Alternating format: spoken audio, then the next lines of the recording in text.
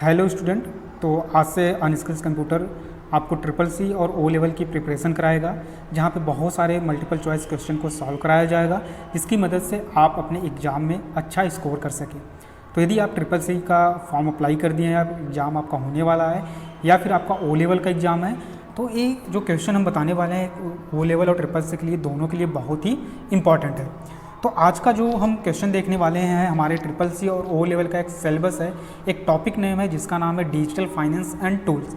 तो आज का सारा क्वेश्चन जो हमारा उसी चैप्टर से लिया गया है, जिसका नाम है डिजिटल फाइनेंस एंड टूल्स। तो एक एक क्वेश्चन को हम देखते हैं, हम क्वेश्चन को समझेंगे, उसके आंसर्स को समझेंगे।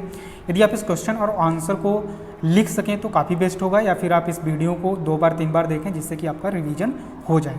तो सबसे पहला क्वेश्चन हम देखें, तो पहला क्वेश्चन हमारा है यूपीआई पिन कितने अंक का होता है। यूपीआई पिन का मतलब होता है, जैसे आप फ़ोन पे, गूगल पे या पेटीएम यूज करते हैं, तो जब भी आप कोई ट्रांजैक्शन करने जाते हैं तो आपको आपसे एक पिन पूछा जाता है, तो उसी चीज़ को हम क्या बोलते हैं, यूपीआई पिन बोलते हैं। तो यूपीआई पिन जो हमारा होता है, बहुत सारे ऐसे एप्लीकेशन होते हैं जिसमें 6 डिजिट का होता है, बहुत सारे एप्लीकेशन होते हैं जिसके अंदर 4। तो इसका जो राइट आंसर होगा हमारा, राइट आंसर जो होगा हमारा 4 डिजिट या फिर 6 डिजिट। तो इन दोनों में क्या होता है, आपका यूपीआई का पिन होता है। तो आई होप कि पहला क्वेश्चन आपका क्लियर हो गया होगा। नेक्स्ट क्वेश्चन की तरफ बढ़ते हैं। तो नेक्स्ट क्वेश्चन हमारा क्या है, पिन का पूर्ण रूप क्या है। मतलब कि आप जो पिन यूज करते हैं या फिर यूपीआई पिन यूज करते हैं, उसका फुल फॉर्म क्या है। पूर्ण रूप मीन्स फुल फॉर्म क्या है। तो इसका फुल फॉर्म पहला ऑप्शन दिया गया है permanent internet number, personal identification number, permanent identification number, या फिर इसमें नन।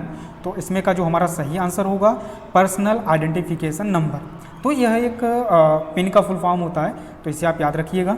अब अगले क्वेश्चन की तरफ हम आते हैं, जो हमारा थर्ड क्वेश्चन है। तो थर्ड क्वेश्चन हमारा है आरटीजीएस पिन का पूर्ण रूप क्या होता है। मतलब कि आरटीजीएस, शायद आपने इसको सुना होगा और हमने सिलेबस में भी इसको पढ़ाया था।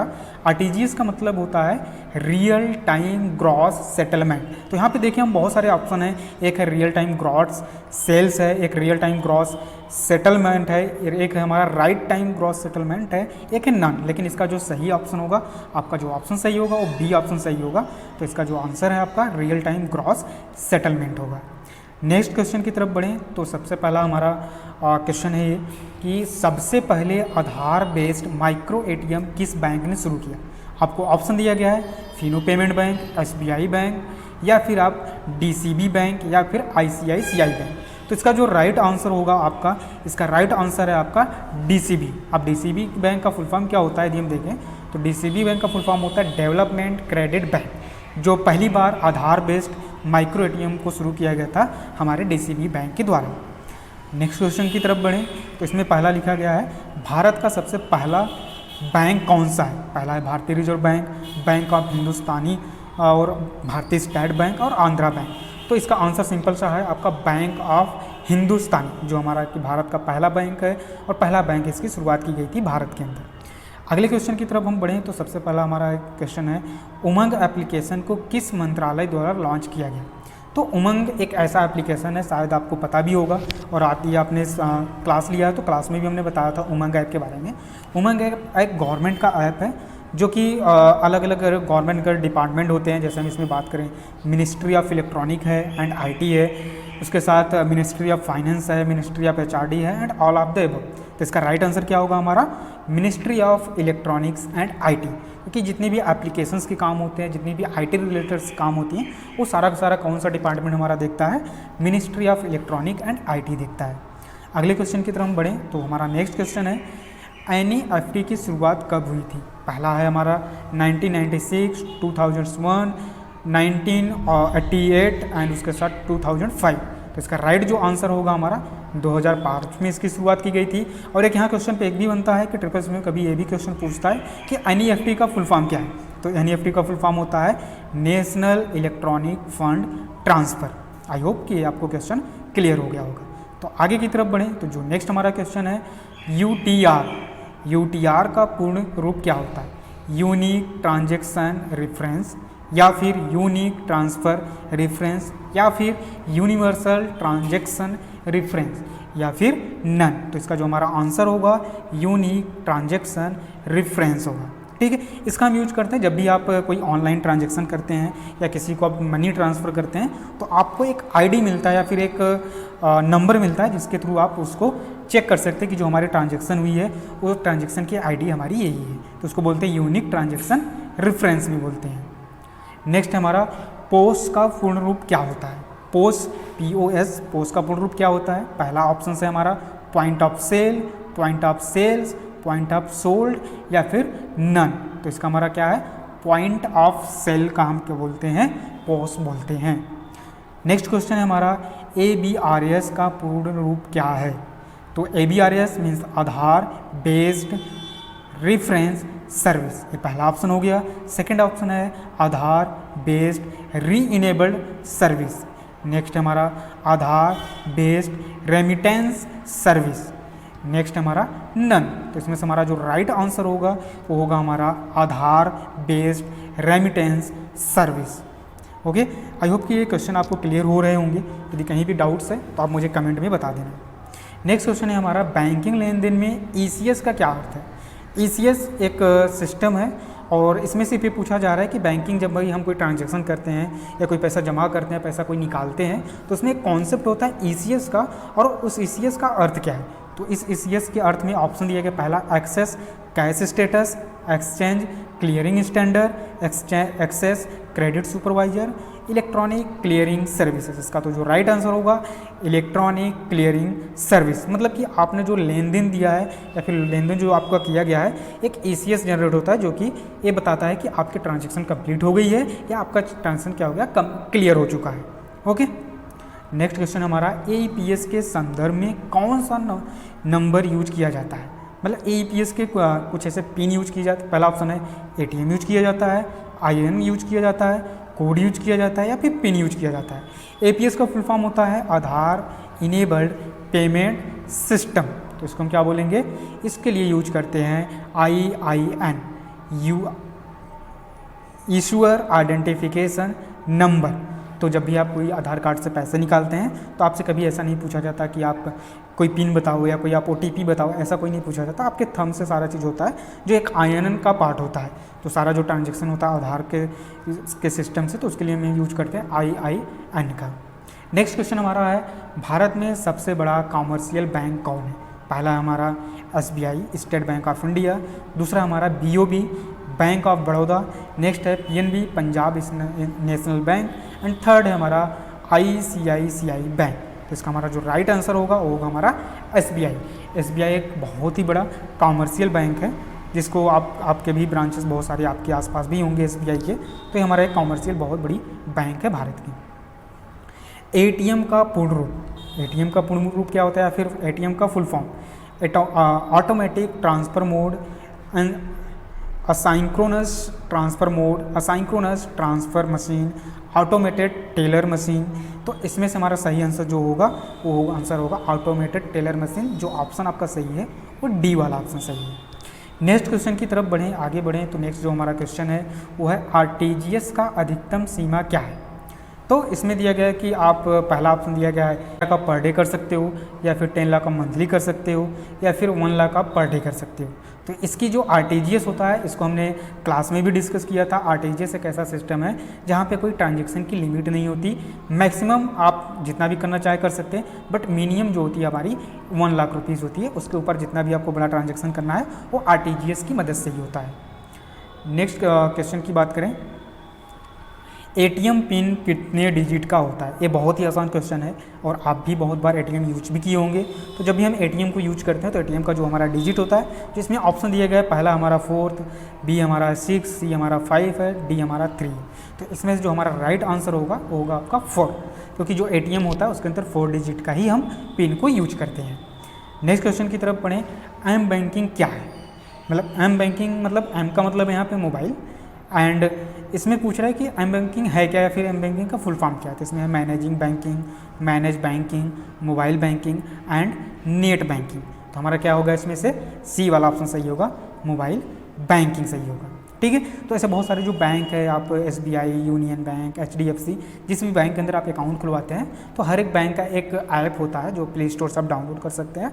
उस ऐप को हम बोलते हैं एम बैंकिंग या मोबाइल बैंकिंग, जिसकी मदद से आप अपने सारे ट्रांजेक्शन को देख सकते हैं और मनी भी ट्रांसफ़र कर सकते हैं। नेक्स्ट क्वेश्चन है हमारा, निम्नलिखित में से कौन सी company Paytm e wallet app से जुड़ी हुई है? तो सबसे पहला ऑप्शन है TCS, सेकंड है कटरूस पे, सेकंड है हमारा स्नैपडील, फोर्थ है हमारा 197 कम्युनिकेशन। तो इसका जो राइट आंसर होगा आपका वो होगा डी वाला ऑप्शन होगा, जो 197 कम्युनिकेशन एक कंपनी है जो पेटीएम ई वॉलेट के साथ जुड़ी हुई है या ई वॉलेट के साथ क्या हुआ है, एक टाई अप हुआ है। नेक्स्ट क्वेश्चन की तरफ बढ़े, निम्नलिखित में से किसके लिए बैंक ऋण प्रदान करता है? घर के लिए करता है, शिक्षा के लिए करता है या वाहन के लिए करता है? ये क्वेश्चन ये सिंपल पूछ रहा है कि जैसे आप कहीं बैंक में जाते हो लोन लेने या आप कोई लोन लेना चाहते हो तो क्या लोन आपको घर पे भी मिलता है, क्या आप शिक्षा पे भी लोन ले सकते हो या वाहन पे ले सकते हो। एंड पहला ऑप्शन है घर, दूसरा ऑप्शन है शिक्षा, तीसरा ऑप्शन है वाहन और चौथा ऑप्शन है उपरोक्त सभी।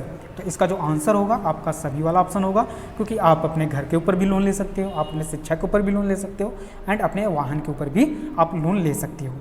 नेक्स्ट क्वेश्चन देखिए, तो बैंक ब्याज देता है, मतलब बैंक ब्याज किसको देता है? जमा करते हैं, ऋण होता है या निकासी होता है या फिर लेन देन होता है। तो ब्याज का मतलब किस पे देता है वो जमा। ब्याज का मतलब जैसे आपने किसी बैंक में गया 20,000 या 10,000 रुपये आपने जमा कर दिया और बैंक क्या करता है आपको क्वार्टरली या फिर ईयरली क्या करता है, कुछ आपको ब्याज देता है, जैसे कुछ परसेंटेज वो ब्याज देता है तो आपके अकाउंट में कुछ पैसे इंक्रीज होते हैं। तो आपको किस पे ब्याज मिलता है? जो पैसा आप अपने बैंक में जमा करते हो उस पर आपको ब्याज मिलेगा। नेक्स्ट है, इनमें से कौन सा मोबाइल बैंकिंग सेवा है? Balance inquiry, account transaction and payment. ये पूछ रहा है क्वेश्चन कि इसमें से कौन सी, जैसे हमने अभी डिस्कस किया एक मोबाइल बैंकिंग ऐप है, तो मोबाइल बैंकिंग क्या होता है, आपके सारे बैंक के लेन देन से रिलेटेड चीज़ों को क्या कर सकते हैं, वहाँ पे चेक कर सकते हैं। तो यहाँ पे क्वेश्चन ये पूछ रहा है कि इनमें से कौन सा मोबाइल बैंकिंग सेवा है? तो बैलेंस इंक्वायरी आप मोबाइल बैंकिंग से कर सकते हो, अकाउंट ट्रांजैक्शन आप ट्रांजैक्शन भी कर सकते हो, आप पेमेंट भी कर सकते हो। तो नेक्स्ट जो ऑप्शन लास्ट वाला ऑप्शन है आपका ऑल ऑफ द अबव, ये वाला ऑप्शन आपका सही होगा यहाँ पे। नेक्स्ट क्वेश्चन की बात करें तो निम्नलिखित में से कौन सी इंटरनेट के माध्यम से फंड स्थानांतरित करने की प्रणाली है? तो इसमें दिया गया RIGS, सॉरी मैं इसमें ऑप्शन डालना भूल गया हूँ, RIGS, core banking, MICR, NEFT। तो इसका जो राइट आंसर होगा NEFT, मतलब निम्नलिखित में से कौन सी इंटरनेट के माध्यम से फंड स्थानांतरित करने की प्रणाली है, मतलब कि इंटरनेट की मदद से जो आप ट्रांजैक्शन कर रहे हो, जो भी पेमेंट कर रहे हो, तो उसके लिए हम यूज करते हैं NEFT का यूज करते हैं। नेक्स्ट है हमारा बचत खाता खोलने की न्यूनतम आयु क्या होनी चाहिए? पहला हमारा 5 वर्ष, दूसरा हमारा 10 वर्ष, तीसरा हमारा 15 वर्ष और चौथा है आपका 18 वर्ष। तो जो आपका एज होगा 10 वर्ष की एज में आप अपना एक बचत खाता खोल सकते हैं। क्लियर। नेक्स्ट हमारा आरटीजीएस लेन देन के लिए निर्धारित न्यूनतम और अधिकतम सीमा क्या है? जैसे कि अभी हमने पिछले क्वेश्चन में देखा था कि आरटीजीएस में हम कितने ट्रांजैक्शन, कितना लिमिट हम कर सकते हैं। तो इसमें दिया निर्धारित न्यूनतम सीमा 1 लाख, अधिकतम 10 लाख। सेकेंड ऑप्शन है निर्धारित न्यूनतम सीमा 25,000 और अधिकतम 1 लाख। नेक्स्ट हमारा निर्धारित न्यूनतम सीमा 2 लाख और अधिकतम कोई सीमा नहीं। निर्धारित न्यूनतम सीमा 25,000 और अधिकतम कोई सीमा नहीं। और यहाँ पे आरटीजीएस का एक बार फुल फॉर्म हम समझ लेते हैं। आगे हमने क्वेश्चन में भी देखा था रियल टाइम ग्रॉस सेटलमेंट। तो जैसा इसके अंदर हमने बताया था कि जो आपका निर्धारित न्यूनतम सीमा होगा 2 लाख रुपये होगा और अधिकतम क्या होगा, सीमा होगा कोई नहीं। तो ये बड़े ट्रांजेक्शन के लिए हम क्या करते हैं, आरटीजीएस को यूज करते हैं। लास्ट 25 नंबर का हमारा क्वेश्चन है केवाईसी की फुल फॉर्म क्या होती है? केवाईसी का तो नाम आपने सुना ही होगा, या फिर आप बैंक ग्राहक हैं या बैंक आपका अकाउंट है, तो बहुत बार ऐसा होता है कि आपने कई दिनों तक आपने बैंक में ट्रांजैक्शन नहीं किया है या काफ़ी दिन हो गया है, तो आपको बैंक की तरफ से एक नोटिस आता है या फिर आप बैंक में जब जाते हो ट्रांजैक्शन करने तो आपको बताया जाता है कि आपके केवाईसी एक्सपायर हो गई है, तो सबसे पहले आप अपना केवाईसी कंप्लीट करिए, तभी आप अपने ट्रांजैक्शन को कंप्लीट कर सकते हैं। तो इसका जो ऑप्शन दिया गया पहला है know your customer, know your character, ऊपर दिए दोनों, इसमें से कोई नहीं। तो इसका जो राइट आंसर होगा इसका होगा आपका पहला वाला ऑप्शन होगा, क्योंकि वो आपके बारे में जानना चाहता है, क्योंकि बहुत दिनों से आपने बैंक में विजिट नहीं किया है। तो इसका जो राइट आंसर होगा know your customer. Next question देखें 26 है TDS फुल फॉर्म क्या होता है? Time deposit scheme, total deposit scheme, tax deducted at source, इनमें से कोई नहीं। तो राइट जो आंसर होगा आपका सी वाला ऑप्शन सही होगा, जो कि है tax deducted at source. Next question की तरफ बढ़ें तो बैंक ड्राफ्ट कौन जारी करता है? Private sector bank, regional rural bank, public sector bank. तो इसके अंदर हम ऑप्शन में देखें तो जो ऊपर दिए गए सारे जो बैंक हैं वो सारे के सारे क्या करते हैं, बैंक ड्राफ्ट प्रोवाइड करते हैं, और इसके अंदर सारे बैंक आपके आ जाते हैं, चाहे हम प्राइवेट की बात करें, रीजनल की बात करें, पब्लिक सेक्टर की बात करें, तो इसमें वो सारे बैंक आ जाते हैं जिसमें भी आपका खाता है, उस बैंक के जरिए आप क्या कर सकते हैं, बैंक ड्राफ्ट जारी करा सकते हैं। नेक्स्ट है EMI का फुल फॉर्म। तो आई होप कि एक जो EMI होता है, आप कहीं मोबाइल लेने जाते हो, कहीं लैपटॉप लेने जाते हो, तो आप अपने जो इंस्टॉलमेंट कराते हैं, जो अपने अमाउंट जो एक्चुअल अमाउंट होता है उसका जो इंस्टॉलमेंट कराते हैं, उसी चीज़ को हम क्या बोलते हैं, EMI बोलते हैं। यह है quoted monthly installment, equal monthly installment, extra monthly installment, extra monthly installment. Sorry, ये डी वाला ऑप्शन 2 बार हो गया है, सॉरी नहीं, एक सही ऑप्शन एक्स्ट्रा मंथली इन्वेस्टमेंट है, ठीक है। तो इसमें 4 ऑप्शन दिए गए, जो इसका ऑप्शन होगा कोटेड मंथली इंस्टॉलमेंट, मतलब कि आपका जो एक्चुअल अमाउंट है, मान के चलो कि आपका 10,000 एक्चुअल अमाउंट है और आप उसको EMI के फॉर्म में जमा करना चाहते हो 4 मंथ में, तो आपको 25-25 का क्या होगा, 4 एक कोटेड मंथली इंस्टॉलमेंट बन जाएगा, जिसकी मदद से आप आसानी से जमा कर सकते हैं। नेक्स्ट है हमारा PPF का फुल फॉर्म क्या होता है, personal having pension facility, public provident fund, permanent practitioner forum, pension planning funds. तो इसका जो फुल फॉर्म होगा आपका बी वाला ऑप्शन सही होगा, पब्लिक प्रोविडेंट फंड, ठीक है। नेक्स्ट क्वेश्चन की तरफ बढ़ते हैं। चेक की वैलिडिटी कब तक रहती है, जारी करने के 4 महीने तक, जारी करने के 3 महीने तक, जारी करने के 1 महीने तक, कोई लिमिट नहीं। तो इसका जो आपका राइट आंसर होगा, जो आपका चेक, आप किसी को चेक देते हैं या कोई आपको चेक देता है, तो आप ये चीज़ जरूर ध्यान दें, जो डेट उसमें मेंशन है उस डेट से लेकर 3 मंथ तक ही आपका क्या होगा, चेक वैलिड होगा। तो उसके अंदर ये क्या करें, आप उस चेक को विथड्रॉ करा लें। तो आई होप कि ये सारी चीज़ें आप समझ गए होंगे। तो इसके आज की वीडियो में बस इतना ही। अब नेक्स्ट वीडियो हम देखेंगे जिसमें अंदर आगे के कॉन्सेप्ट को हम समझेंगे।